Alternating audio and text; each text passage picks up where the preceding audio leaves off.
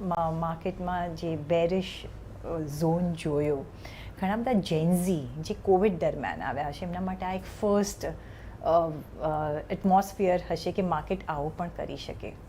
શું એ લોકોને તમે મંત્ર આપશો? બિકોઝ પેશન્સ એ લોકોમાં ઓછી હોય છે, ફટાફટ પૈસા કમાવા હોય છે, એક્સપેન્સીસ એ લોકોના ઘણા બધા વધારે હોય છે to standard of life maintain કરવા માટે. New entrants of the market ને તમે શું મંત્ર આપશો?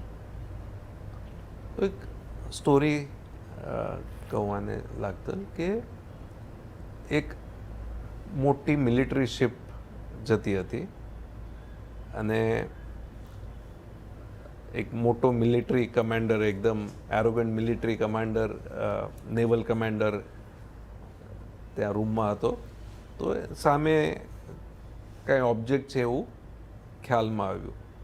એ લોકોએ રેડિયો કમ્યુનિકેશન એસ્ટાબ્લિશ કર્યું.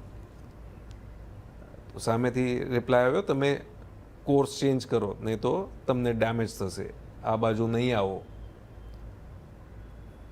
તો મિલિટરી કમાન્ડર એરોગન્ટ હતો, એણે કીધું કે હું કેમ કોર્સ ચેન્જ કરું, હું નહીં કરું, હું આમ જ જઈશ, તમે કોર્સ ચેન્જ કરો.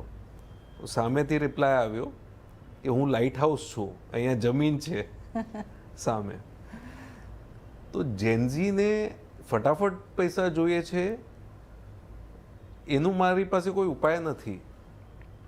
જેને જે એસેટ ક્લાસમાં જેટલો સમય લાગવાનો છે એ લાગવાનો જ છે.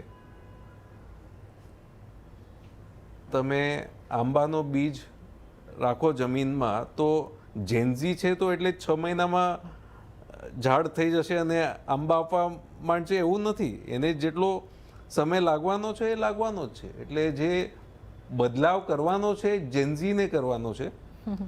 શેર બજાર જેન્ઝી માટે બદલવાની નથી. જી, સાચી વાત કહી. યસ, તો પેશન્સ રાખશો તો ઓલવેઝ તમને market always pays back. I have always scene. પણ પેશન્સ અને ઓફકોર્સ તમારે થોડું સ્ટડી કરીને જો તમે નિવેશ કરશો તો ઓફકોર્સ અહીંયા તમને કોઈ જે કેપિટલ અપ્રિસિએશન છે આઈ થિંક મોસ્ટલી તમને ઇક્વિટી માર્કેટમાં જ મળશે. On that not